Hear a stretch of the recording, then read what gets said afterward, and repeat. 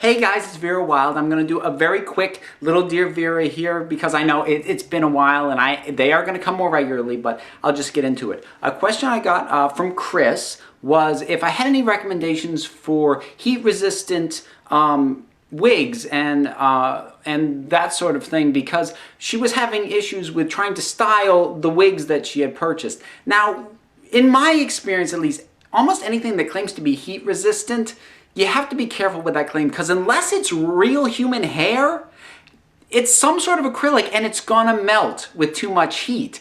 Now, even when you have a real human hair wig, you still have to be careful with the hair, with the heat, that you don't give it too much heat and frizz it out and damage it, as you would have to be careful of with your natural hair. But if you're dealing with any sort of synthetic, pretty much everything has a breaking point when it comes to heat where it's just gonna start to melt.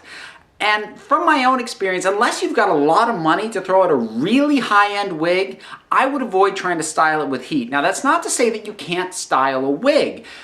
From my perspective, though, I have found the easiest way to style it is to get it wet and then set it in rollers while it is still wet and let it dry. When I say rollers, I don't mean heat rollers. I mean just dry, little sponge rollers, old-fashioned sponge rollers.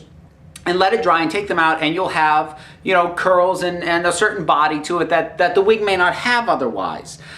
Things like curling irons or flat irons or anything like that is really going to risk damaging the wig. Now, I mentioned curlers. I think it's easier to try and bring curl to a wig than to try and straighten out a wavy wig. I think you'd just be better off getting a straight hair wig if that's what you're trying to do. But you may often find that as you have a wig for a while, that it starts to lose its bounce a little bit, and you can get it back by, as I said, getting the wig wet.